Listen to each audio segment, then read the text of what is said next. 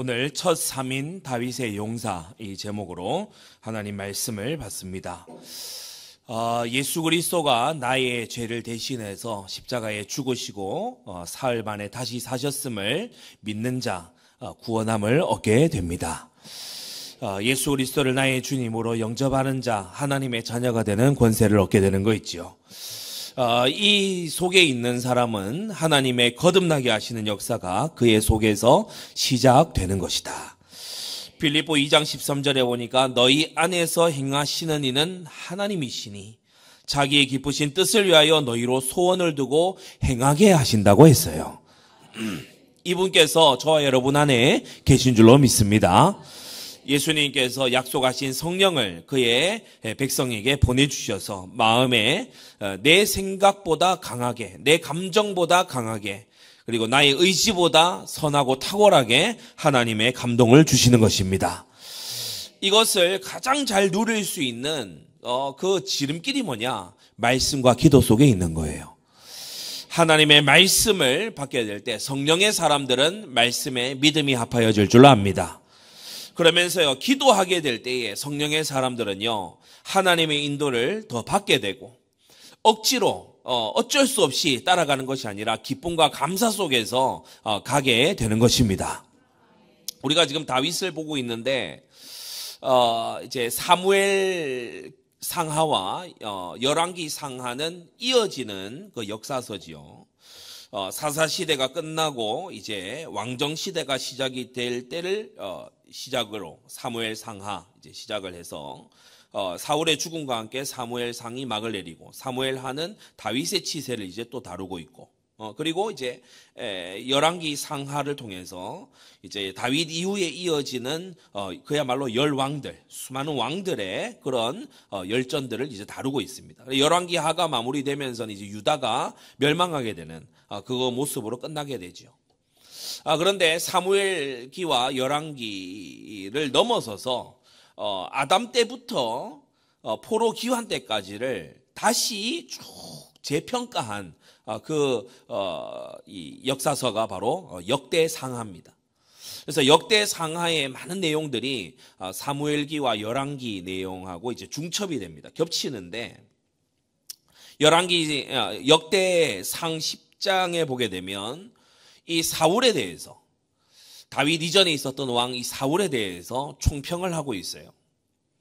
역대상 10장 13절 14절 이곳에 보면 사울의 죽은 것은 여호와께 범죄하였음이라. 저가 여호와의 말씀을 지키지 아니하고 또 신접한 자에게 가르치기를 청하고 여호와께 묻지 아니하였으므로 여호와께서 저를 죽이시고 그 나라를 이새의 아들 다윗에게 돌리셨다라고 했는데 이 사울의 죽은 이유를 들어서 우리가 역대상하는 주로 이제 학사 겸 제사장 에스라가 기록을 했다고 그렇게 알려져 있죠.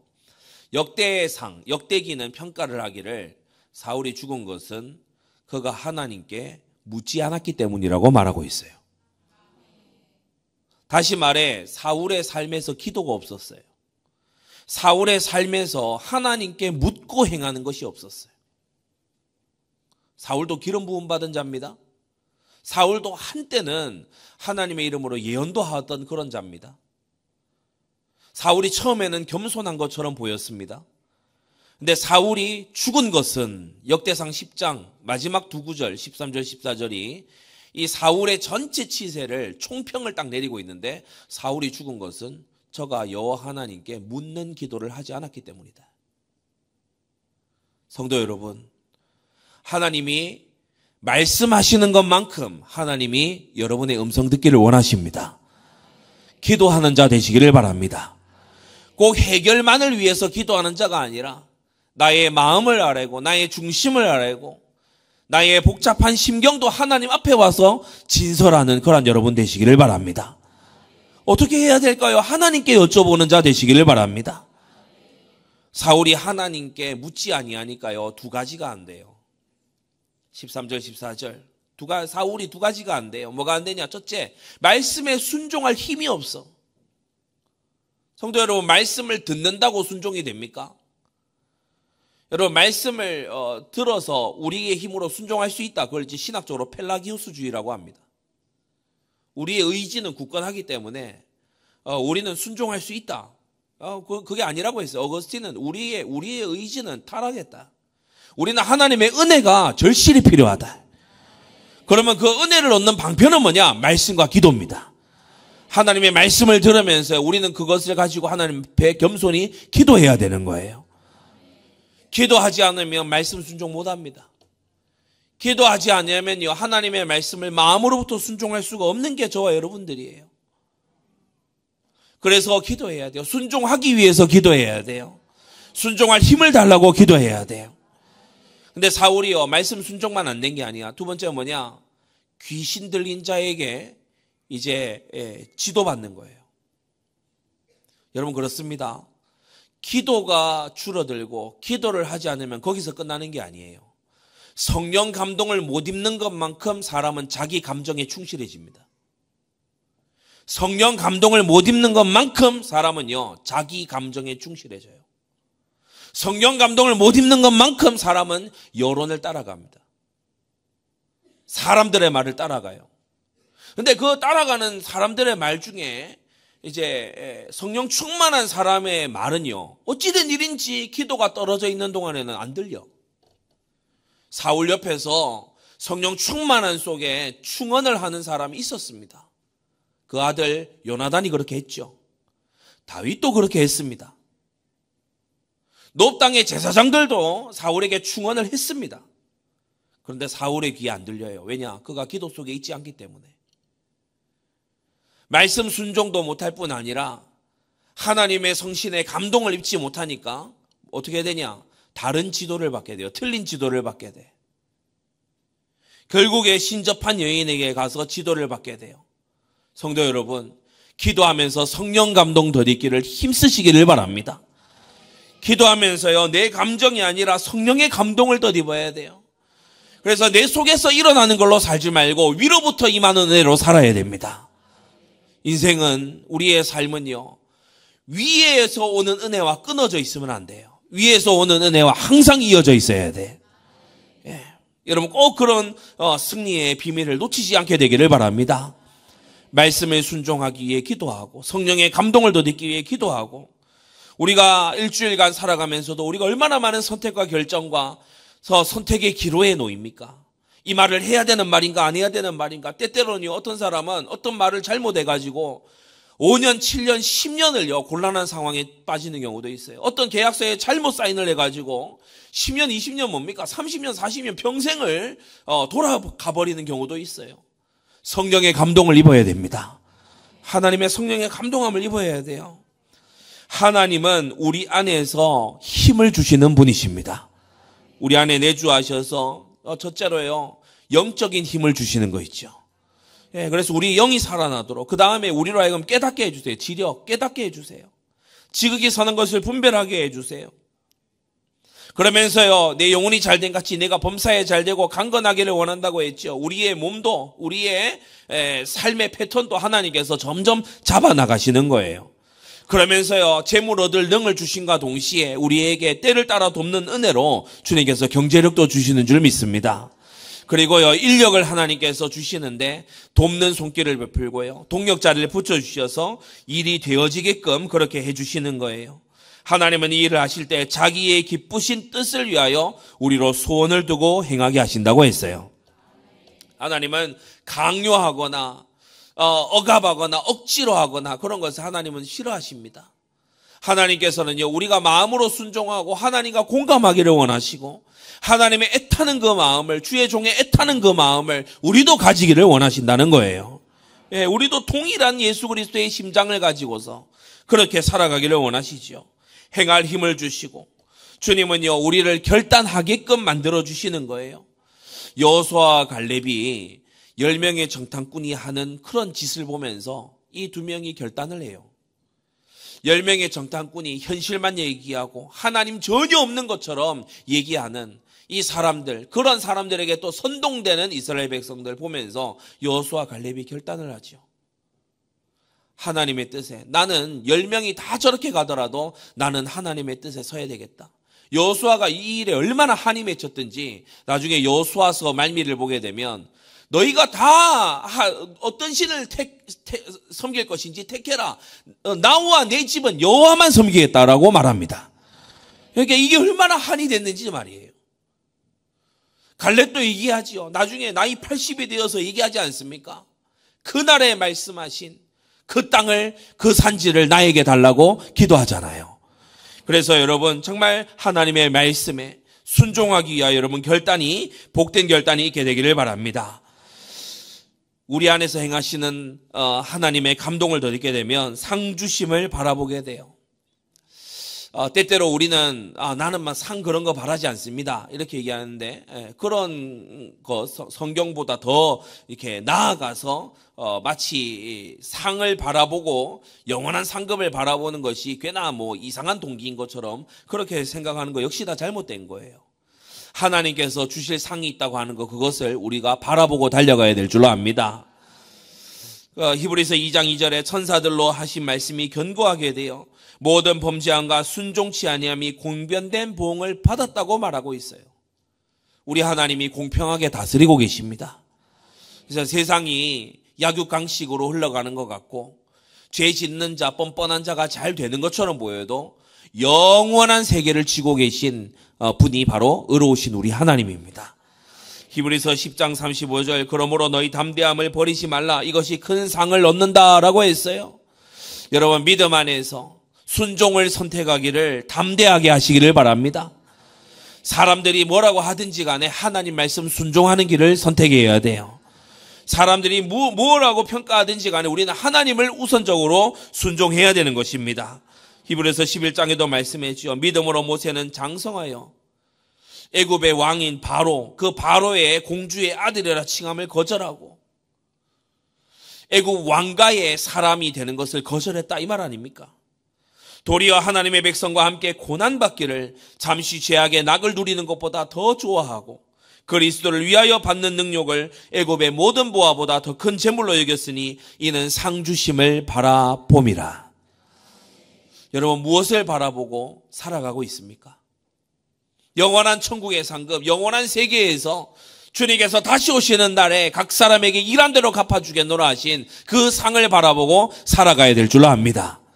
그 상을 바라보고요. 지금 이 현실 속에서 용서할 수 없을 것 같은 자를 용서하고 넘어설 수 없을 것 같은 것을 넘어서고요. 인내할 수 없을 것 같은 것을 인내하고 왜냐? 내 주님이 아시니까. 내 주님이 다 알고 계시니까. 여러분 그러한 하나님을 바라보는 신앙생활을 하게 되기를 바랍니다. 모세는 믿음의 선진들은 그렇게 살았어요. 여러분 룻을 보아도 마찬가지죠. 룻이 모압 여인입니다. 베들레헴 땅에 오면은 이 룻의 시어머니 나오미는 자기 고향이라서 편할지 모르지만 룻은요 차별받는 그 일상이에요. 차별받는 일상이에요. 때는 뭐 고대 사회입니다. 그러니까 뭐 인종 차별, 민족 차별 이런 게요 보통이 아니죠. 그런 땅에 여인의 몸으로 그것도 과부의 몸으로 베들레헴에 와서 살아야 된다. 이건요 그야말로 내 인생을 완전히 제일 불리한 상황으로 나를 집어넣겠다 이거 아닙니까? 근데 이 룻의 마음에 딱 하나 있었어요. 어머니의 하나님이 나의 하나님이 되고 거기서 끝난 게 아니죠. 어머니의 백성이 나의 백성이 될 것이다. 하나님과 교회를 위해서. 나는 거지같이 된다 하더라도 하나님과 교회를 위해서. 나는 그렇게 살아가겠다. 이게 룻의 결단 아니에요. 하나님께서 예비하신 보아스를 주셔서요. 이 룻에게 오벳을 주시고 그 오벳에게서 이새가 나게 하시고 이새에게서 마침내 하나님의 사람 다윗이 나게 하신 것입니다. 그래서 룻에게 있던 이 믿음, 하나님을 온전히 바라보고 나에게 불리하고 내가 손해보고 내가 모압으로 돌아가면은 내가 다시 잘 살 수 있어요. 그런데 그게 아니라 나 하나님을 믿는 삶을 살고 싶어. 나 하나님의 백성과 함께 살고 싶어. 그러한 결단을 했던 이 룻에게 하나님께서 주시는 복을 보세요. 이 룻의 태를 통해서 하나님께서 어떤 일을 하셨는지를 우리가 보고 있지 않습니까? 오늘날까지도요, 믿음의 선진으로요, 사람들이, 바라보고 그의 모습에서 예수 그리스도를 보고 그의 모습 속에서 믿음의 모범을 보고 그의 모습 속에서요, 참회하고 회개하는 거는 저렇게 하는 거구나. 그의 삶이, 모든 삶이 교훈이 되는 이 다윗이 누구에게서부터 시작이 됐냐? 룻에게서부터 시작이 됐어요. 여러분, 바라보는 것이 달라져야 됩니다. 어떤 경우는요, 내가 직분이고 하나님을 섬기는 거고 교회고 모르겠고 일단 내가 지금 손해를 보게 생겼으니까 내가 지금 이렇게 하겠다는 거예요. 그게 이 나오미 같은 그런 신앙입니다.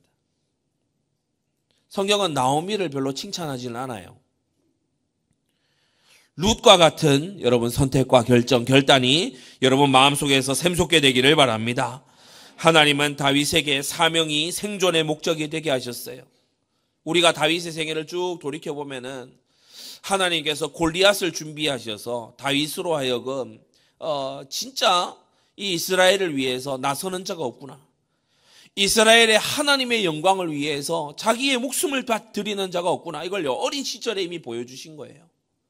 사울 왕을 통해 가지고 기름 부음 받고도 저렇게 살다니, 저렇게 해서는 안 되는 거구나. 이걸 가르쳐 주신 거예요. 다윗의 생애 전체를 통해 하나님께서 다윗을 가르쳐 주시는 거 있죠. 성도 여러분, 성령 감동 속에 있으면 현실을 불평하는 게 아니라 현실 속에서 좋은 것을 배우게 됩니다. 지극히 선한 것을 배우게 되시기를 바랍니다. 인재들과 용사들이 다윗에게 와서 붙어서 인력이 온 거예요. 이들이 서로 만나서 사명의 생명을 걸 때 하나님께서 더 큰 힘을 부어주시는 거 있죠. 이들은 소수였습니다.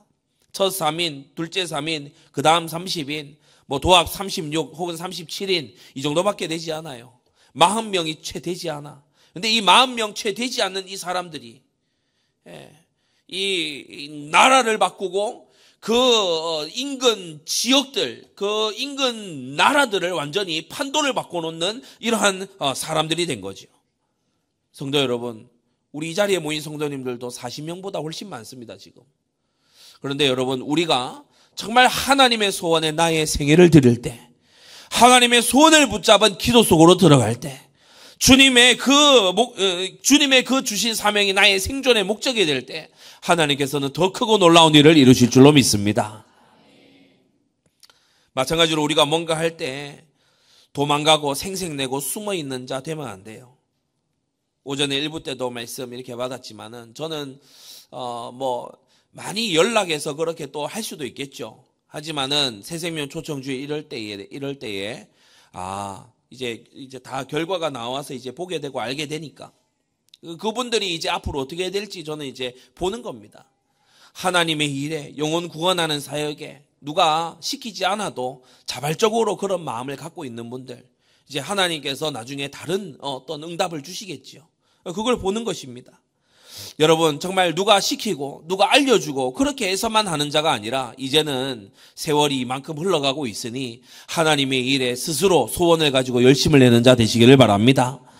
이것이 하나님이 기뻐할 일인가? 내가 돈을 쓸 때, 내가 시간을 쓸 때, 내가 열정을 가지고 무언가 노력을 할 때, 내가 무슨 책을 볼 때, 내가 핸드폰으로 무언가를 볼 때, 내가 누군가와 연락을 할 때 이게 하나님의 영광에 부합하는 일인가? 우리가 생각할 수 있어야 됩니다. 다윗 시대에도 정말 생명 걸고 헌신하는 사람은요, 소수였어요. 대부분은요, 도망갑니다. 대부분은 이제 이 생색내고 도망가요. 우리가 9절에, 오늘 읽은 말씀 9절에 보세요. 보면 블레셋 사람이 싸우려고 모임에 이스라엘 사람들이 물러간지라. 그러니까 싸우려고 블레셋 사람들이 확 모여드니까 이스라엘 사람들은 기다렸다는 듯이 싹 물러가요. 그리고 남은 사람 몇 명이에요? 이 세 용사, 그죠? 3명. 3명이 전장에 남아서 막 1대 10, 1대 100 막 그렇게요. 막 전투를 벌이는 거야. 물러갔던 사람들이 가만히 보니까 금방 죽을 줄 알았는데 안 죽거든. 그러니까 이제 보고 있다가 와 하고 오는 거예요. 그러니까 다윗이 골리앗 앞에 나설 때나 이 세 용사가 싸움에 나설 때나 비슷했던 것 같아요. 근데 오늘날도 좀 마찬가지인 것 같아요. 많은 사람들이 어떠냐? 무리로 삽니다. 많은 사람들이 어떠냐? 진짜 사명자로 사는 게 아니라 그냥 살아요. 그냥 눈치 보면서 살아요. 여러분, 하나님의 일은 하나님의 영광에 생명 거는 자를 통해서 이루어져 갑니다. 우리 안디옥 교회 중직자와 성도들은 그러한 사람들, 오늘 이 제목처럼 첫 3인의 용사들처럼 이러한 자로 믿음이 자라가게 되기를 바랍니다. 크게 세 가지로 말씀하는데, 첫째, 다윗의 용사들. 이 사람들은 전쟁 용사일 뿐 아니라 믿음의 용사들이었어요. 이 다윗의 용사들을 통해 우리가 오늘날 적용하고 신약을 살아가는 우리가 적용해야 될 게 뭡니까? 무술을 배워야 되겠구나. 이런 건 잘못된 적용입니다. 내가 창수를 배워야, 그런 쿵푸를 해야 되겠다. 이런 건 잘못된 적용이에요. 이 본문을 통해 뭘 배워야 되냐? 나도 이와 같은 믿음의 사람이 돼야 되겠다. 다윗의 용사들은 전쟁 용사일 뿐 아니라 믿음의 용사였어요. 이들을 성경은 용맹한 자, 전투에 탁월한 자로 묘사하고 있습니다. 하나님이 여러분에게 주신 천부적인 은사가 있어요.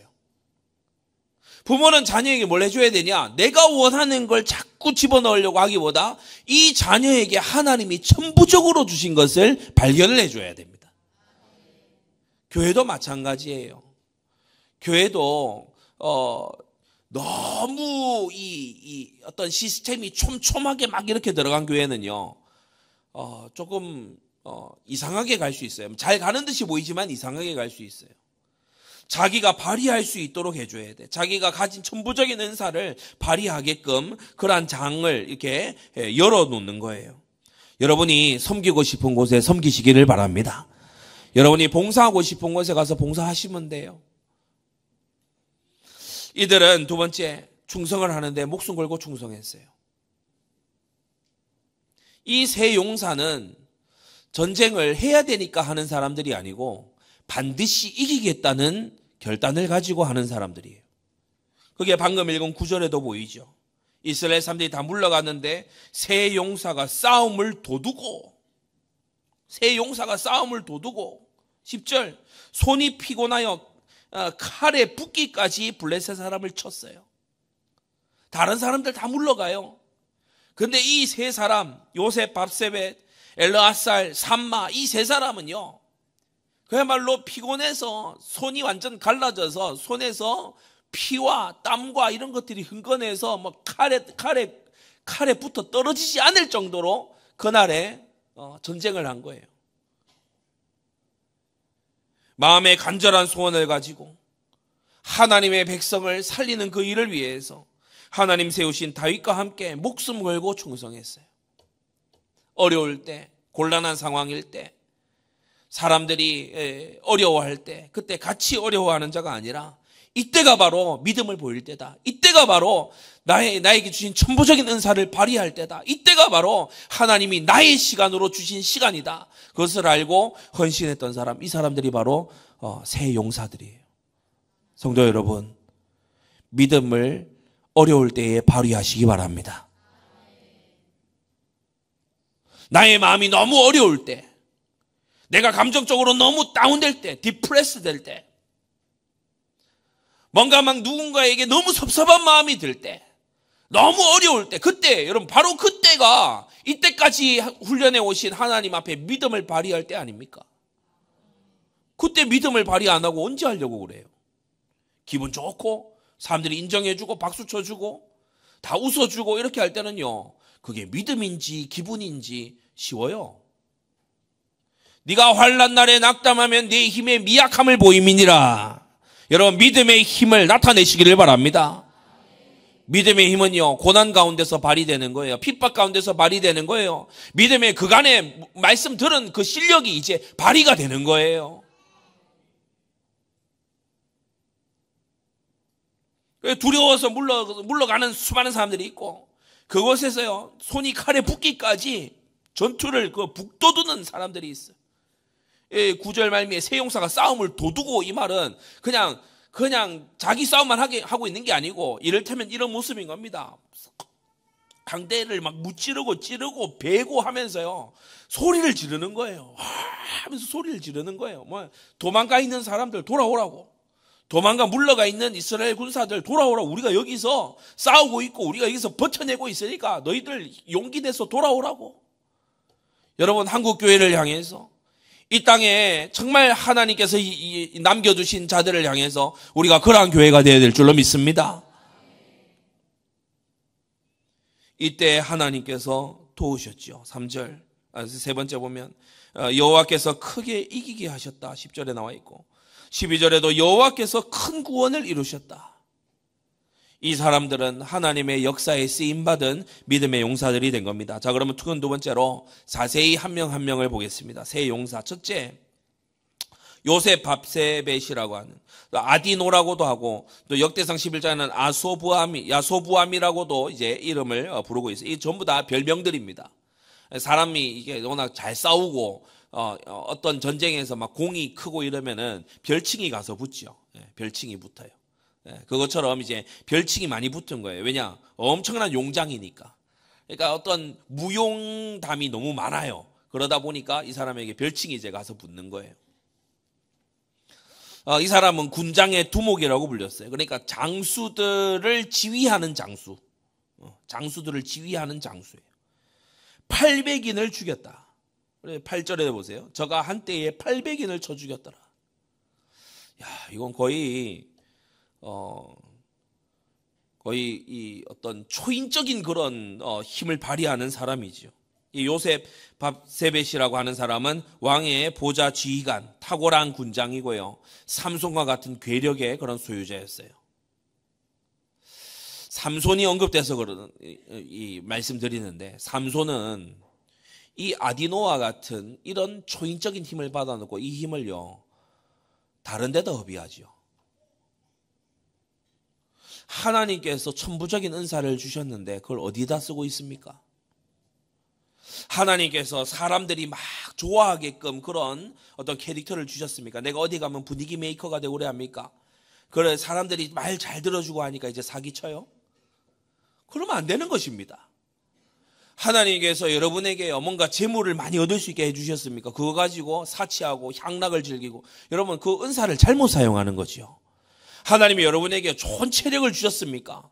그거 가지고 세상의 타락을 증대시키는 그런 일에 써서는 안 될 줄로 믿습니다. 하나님이 천부적인 은사로 주신 게 있어요. 하나님이 나에게만 독특하게 주신 것이 있다고. 그것을 가지고 하나님의 뜻을 이루고 하나님 백성을 살리고 이런 일에 사용되어야 될 줄로 압니다. 요셉 밥세벳은 그렇게 살았던 사람이에요. 둘째, 엘르아살. 블레셋 사람들과 싸우려고 모였는데 이스라엘 사람들이 물러갔어요. 숨고 도망친 거죠. 이때 이 엘르아살을 비롯해 이 세 용사가 이 싸움을 도두고, 앞서 설명드렸습니다. 싸움을 도두고 그냥 힘겹게 싸우고만 있는 게 아니고, 야, 우리가 여기서 이렇게 무찌르고 있다, 이것을 막 알리고, 그렇죠? 고함을 치면서 소리를 지르면서 싸움을 도두고, 손이 피곤하여 칼에 붓기까지 블레셋 사람을 쳤다, 이게 쥐가 나고 그야말로 손이 얼얼할 정도로 그렇게 한 거죠. 지쳐서 칼이 손에 제대로 잡히지 않을 때까지 블레셋 군을 쳤어요. 사람은 인생에서 무언가 숨이 턱끝까지 차오를 만큼, 또 무언가요 지쳐서 쓰러질 만큼 무언가 의미 있는 일을 위해서요 달려볼 수 있어야 됩니다.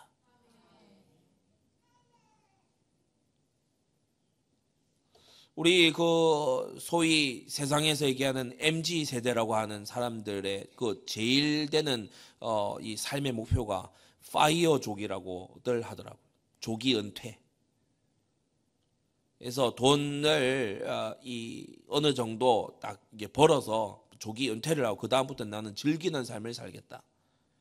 그래가지고 우리 한국의 젊은이들이 이제는 결혼도 안 하고, 그리고요 막 돈을 모으기 위해서, 그리고 내가 안정적인 이 중년과 노년을 내가 보내기 위해서, 언제부턴가 이러한 것이 미디어와 여러 가지에 막 선전이 되면서 현혹을 하고 열심히 살고 최선을 다해서 현실과 맞붙어서 살아가고, 그러면서요, 우리가 무언가 일을 벌리고 막 이렇게 하는 그것이 마치 무지한 사람인 것처럼, 저렇게 해서 뭐 저렇게까지 살아, 이런 식으로 생각하게 하는 거. 여러분, 그거요, 너무 반성경적인 사상들입니다. 하나님은 우리가 삶에서 여유를 즐기라고 주님께서 우리를 부르신 것이 아니라 소원을 두고 행하게 하려고 부르셨습니다. 주님이 우리에게 주고자 하시는 쉼은요, 내게 쉼을 얻으라고 하는 것은 주님의 멍에를 베고 배우는 그 가운데 있는 쉼인 것이지 모든 멍에를 던져버리는 쉼이 아니라는 것을 알아야 됩니다. 우리는 의미 있는 일을 위해, 영원한 일을 위해서 정말 달려가고 숨이 차오르도록 정진하는 그러한 삶을 우리도 살고 우리 자녀들에게도 이렇게 사는 것이 제대로 인생을 사는 거라고 알려줄 수 있어야 됩니다. 여러분, 엿새 동안 여러분 맡은 일에 최선을 다하십시오. 대충 대강 하지 말고, 일부 때도 말씀 받았죠. 체질이 바뀌어야 연단이 끝난다. 제가 논문을 이렇게 쓰니까요, 논문을 제가 써서 이렇게 미국의 그런 논문지에 프로퀘스트 논문지 데이터베이스 이런 데에 등재가 돼 이름이 올라가지 않습니까? 그러니까 제 논문이 얻은 논문에 인용이 되면 이메일로 또 연락이 옵니다. 근데 이제 논문의 그 세계라고 하는 것은 진짜 치열하거든요. 그리고 어떤 참고하는 그 모든 것에 대해서 이제 그것이 전체의 맥락에 맞아야 되고 또 학계의 인정을 받아야 되고 이런 거잖아요. 마구잡이로 표절을 하고 이래 가지고는 안 됩니다. 특히 미국의 학계나 이런 데서 표절은 범죄로 취급하기 때문에 절대 안 돼요. 제가 리폼드 있을 때에 무언가 제가 번뜩이는 게 있어서 딱 썼더니 우리 가이 워터스 박사님이 면담하자고 오라는 거예요. 이거 어디서 봤냐? 제가 기도하는 중에 이렇게 생각이 나서 이렇게 했습니다. 요거 어느 책에 어디쯤 가면 그거 있는데 그거하고 똑같다. 그거 그거 읽었냐? 그거 안 읽었는데요. 그거 가서 읽어보고 가니까 똑같은 통찰이 있어요. 해 아래 새 것이 없어. 그래서 가지고 읽어보니까 내가 했던 얘기 똑같은 얘기를 100년 전에 이미 해놨어요. 그래서 그걸 이제 각주를 달아야 돼요. 그러면 내가 얘기한 것처럼 하면 안 돼. 이 사람이 이 얘기를 했다라고 이제 얘기하면서 해야 돼. 그러니까 그런 것이 예를 들어 걸리면 안 되니까 다 찾아봐야 되잖아요. 다 찾아봐야 돼. 이거는 정말 획기적인 나만의 아이디어야. 주로 안 되는 경우들이 많습니다. 겸손해지는 거예요. 그리고 더 이렇게 자세하게 들여다보게 되는 거예요. 점검을 또 하게 되는 거예요. 그리고 교수님 2명이 붙어서 이 논문을 막 해체를 하기 시작하죠. 얼마나 자존심 뭉개지는지 모릅니다. 내 딴에는 엄청나게 한 건데요. 막 다 그냥 게살 바르듯이 다 발라내버리거든요. 나중에는 하면서 다 발라내. 이렇게까지 발라낼 일이 나보고 그만하라는 건가? 한 번 면담하면 책 10권 추천해주고, 그 다음 면담하면 책 5권 또 추천해주고, 그 다음 면담하면 이건 읽어봤니? 이러는 전혀 처음 듣는 거. 내 딴에 찾아봤는데 인터넷 검색으로는 도저히 안 나오는 그런 것들 있지 않습니까? 고서에 들어가야 할 수 있는 그런 것들. 그래서 친구에게 연락해가지고 그 고서 거기 서고에 가가지고 그것 좀 PDF로 만들어서 나한테 보내달. 여러분, 이런 일련의 모든 과정들 번잡하지요. 어렵지요. 숨이 턱턱 막힙니다. 어렵습니다. 그러나 하나님의 나라와 주님의 몸된 교회의 사역을 위해서 우리 성도님들이 어디에 가서 우리 목사님은 이런 곳에서 공부하셨다. 전혀 문제 없다. 오히려 정말 이거 좋은 신학과 신앙의 그런 본산지가 아니냐. 이렇게 얘기할 수 있게끔 하기 위해서 여러분의 삶도 마찬가지 아니겠습니까? 복음의 영광을 위해서 막 치사하게 경쟁하는 그런 거 하지 마세요. 양보하시기 바랍니다. 복음의 영광을 위해 교회의 건덕을 위해서 교회의 덕이 헤쳐진다면 내 유익을 자꾸 외치지 마세요. 교회의 덕을 위해서 하시기를 바랍니다. 세상엔 내 자존심이나 나의 권리와 나의 이런 것보다요 중요한 건 훨씬 많아요. 하나님의 영광도 더 중요해요. 주님이 피로 값주고 사신 교회는 내 사사로운 감정이나 유익보다 더 중요해요. 여러분, 그것을 우선적으로 알고 살았던 사람들이 이 세 용사예요. 엘르아살은요, 누가 뭐라고 해도 자기 목숨보다 다윗의 그 신정국가가 중요한 사람입니다. 자기의 목숨보다 이스라엘 백성이 중요한 사람 아니에요. 이런 사람을 하나님이 쓰신다고. 그런데 때때로 내 자존심을 긁었다고 해가지고, 나의 기분을 상하게 했다고 해가지고, 그걸 알아보면 나중에 뭐냐, 삐진 거야, 삐진 거. 뭐 시험 이런 고상한 말 쓸 필요도 없어요. 삐진 거라, 삐진 거. 토라진 거예요, 토라진 거. 그래가지고 막 사람을 어렵게 하고, 막 특히나 어떠냐, 복음을 전하고 선교를 해야 되고 막 이런 시즌이에요. 주로 그래. 주로 막 그렇게 어려움을 막, 이런 사람은요, 이 세 용사의 삶과 정반대로 사는 거예요. 오늘 그러한 삶, 나 자신에게 사로잡힌 삶을 살지 말고 하나님 앞에 사로잡힌 소원을 가진 삶을 사시기를 바랍니다. 그날에 여호와께서 크게 이기게 하셨으므로 백성들은 따라가며 노략만 할 뿐이었다. 세 번째, 산마입니다. 이 산마도 역시 블레셋 사람이 때를 지어 녹두나무가 가득한 밭에 모임에 백성들은 블레셋 사람 앞에서 또 도망가요. 참, 도망가는 것도 이 정도면 전문성이라. 뭐 했다 하면 도망가. 제가 보니까 주로 그렇더라고요. 헌신의 자리, 주로 도망가요. 뭐 어떠냐, 막 이렇게 희생하는 자리, 주로 도망가. 막 은혜 받고 막 기쁘고 막 이런 자리 있잖아요. 다 와요. 막 회의하고 골몰하고 이런 자리 잘 안 와요. 끝나고 회식하면 다 와요. 주로 그러더라고. 그러면 회식 온 사람 내쫓아야 되냐? 그건 아닙니다. 회식이라도 오니까 얼마나 좋습니까? 근데 이제는 좀 그런 거 하지 말고 우리도 새 용사처럼 이렇게 살아야 될 줄로 압니다. 산마는 밭 가운데 서서 막아서 블레셋 사람을 쳤어요. 저는 삼국지에 이제 여러 장면들 뭐 이렇게 여러분도 아시겠습니다만은 그 조조가 쓰는 장수 중에 허저라는 장수가 있어요. 허저. 삼국지 연의를 좀 읽으신 분들은 알 겁니다. 허저라는 장수가 있어요. 이 조조가 적의 계략에 휘말려 가지고 이제 막 술을 진탕 먹이는 이런 것에 휘말려서 조조가 막 완전히 만취돼서 이제 뻗어 가지고 그렇게 이제 뻗어 있는 동안에 그 성의 성주가 이제 조조를 잡았다.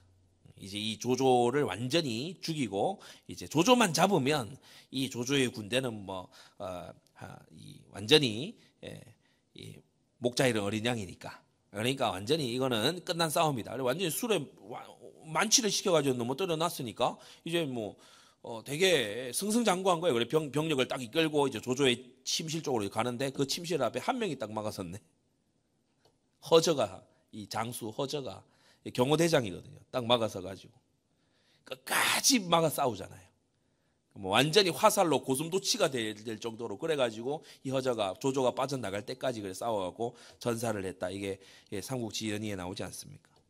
이 밭 중간에 딱 막아서가서 이 산마라고 하는 장수가 블레셋 사람이 그 녹두나무 밭을 지나가지 못하도록 막아서서 홀로 단기로 다 막아냈다.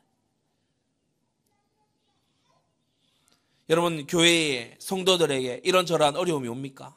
기도의 용사가 되시기를 바랍니다. 장로님 한 분이 나서서 기도하고 있는 거예요.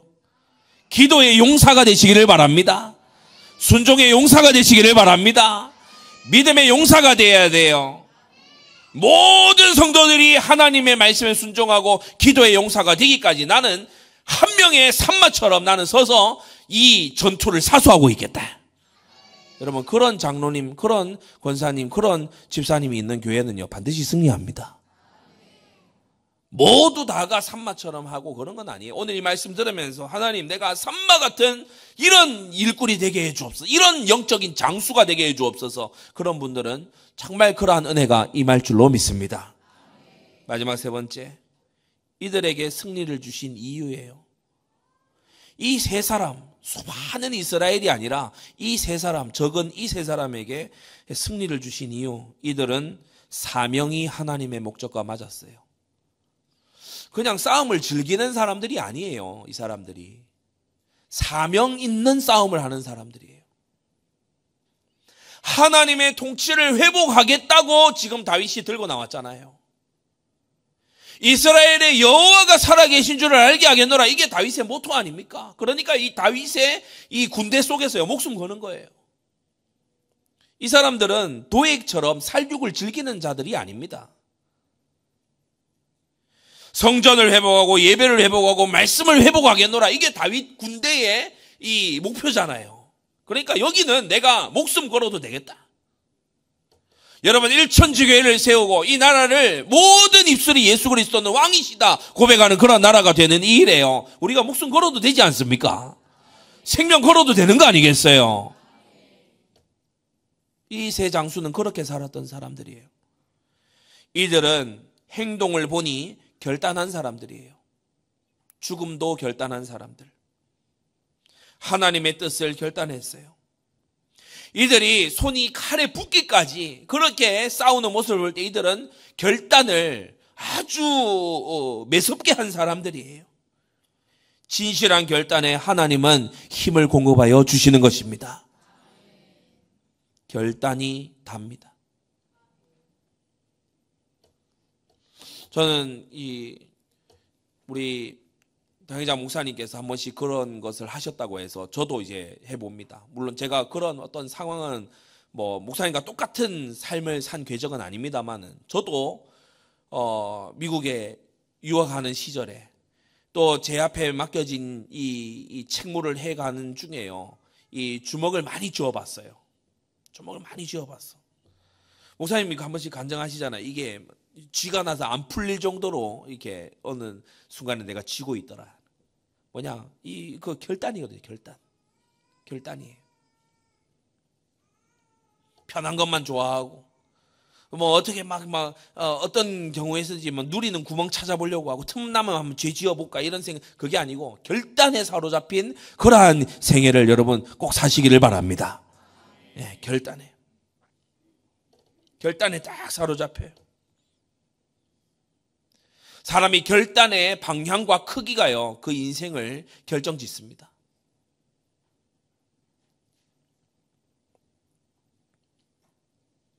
아브라함이 본토 친척 아비집을 떠날 때 그는 결단했습니다.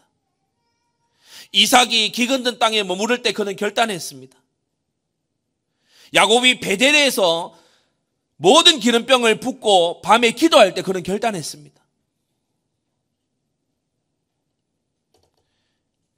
요셉이 유혹이 들어올 때에 보디발의 집에서 그는 결단했습니다.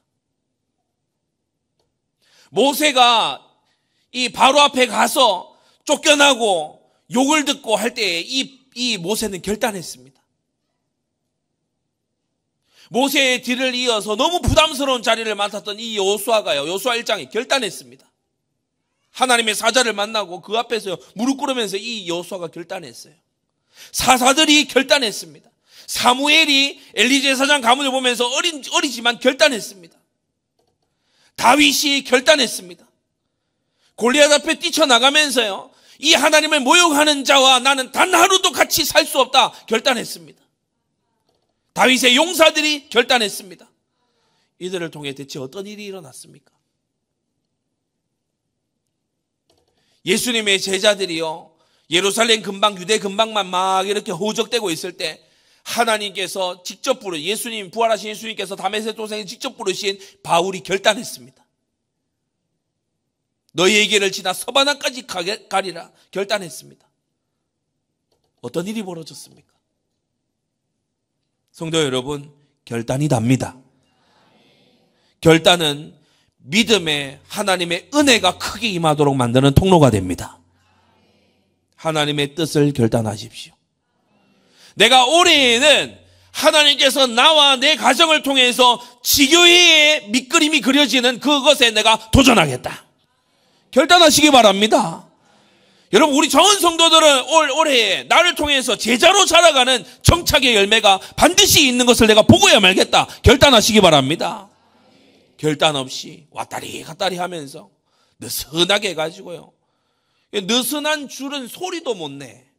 첼로, 바이올린, 줄 느슨한 소리도 안 나요. 소리도 안 나. 그런 우리가 삶을 살아가면 안 되는 것이에요. 내가 믿음의 가정을 이뤄서 믿음의 후사를 보겠다. 결단하시기를 바랍니다.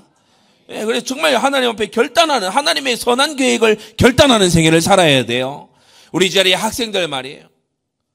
여러분의 일신의 영달을 위해서 공부하는 게 아니라 내가 하나님의 나라의 영광을 위해서, 내가 하나님의 나라의 전진을 위해서 내가 공부하겠다. 여러분 결단하시기를 바랍니다. 결론입니다. 하나님께 잡혀야 돼요. 이게 바울의 인생의 결단의 목표였지요. 내가 그리스도 예수께 잡힌 바 된 그것을 잡으려고 쫓아가노라. 성령의 감동을 덧입어야 되겠어서 기도를 정말요 결단하면서 기도에 들어가는, 여러분 우리가 기초적인 결단, 어떤 결단을 해야 됩니까? 내 뜻대로 살지 않겠다는 결단을 해야 돼요. 내 마음대로 가지 않겠다는 결단을 해야 돼. 진짜 내가 성령 감동 덧입고 내가 하나님이 주시는 응답으로 내가 가겠다. 내가 하나님의 인도를 반드시 바꿔야 말겠다. 여러분 그 결단을 하게 되시기를 바랍니다. 하나님의 역사는 말씀이 사명이 될 때부터 시작이 되는 거예요. 말씀 따로 내 뜻 따로 그렇게 돼 있지 말고 말씀이 나의 사명, 나의 생존의 이유, 이것이 꼭 되시기를 바랍니다. 결단을 실행에 옮길 때 이 세 용사도 그저 한 명의 사람일 뿐이었습니다. 우리와 똑같은 사람입니다. 그런데 그 결단을 실행에 옮기기 시작할 때 하나님께서 놀라운 구원을 이루시고 10절에 그날의 여호와께서 크게 이기게 하셨으므로 12절 여호와께서 큰 구원을 이루시니라. 여기에 쓰임받는 사람들이 된 것입니다. 우리 모든 성도님들 이러한 새 용사의 삶을 따라가는 그러한 귀중한 믿음의 용사들 되시기를 바랍니다. 기도하겠습니다. 거룩하신 아버지 하나님, 오늘 다윗의 첫 3인 용사들의 이 결단의 생애를 우리가 보며 우리의 신앙에 큰 귀감을 삼습니다. 하나님 아버지, 오늘 같은 내일, 내일 같은 모레, 어제 같았던 내일 모레를 살아가는 그러한 우리가 아니라 오늘 결단함으로써 새로운 한 주간을, 새로운 인생의 한 페이지를 시작하는 그러한 귀중한 시작이 될 수 있도록 은혜 베풀어 주시옵소서. 예수 그리스도의 이름으로 기도드리옵나이다. 아멘.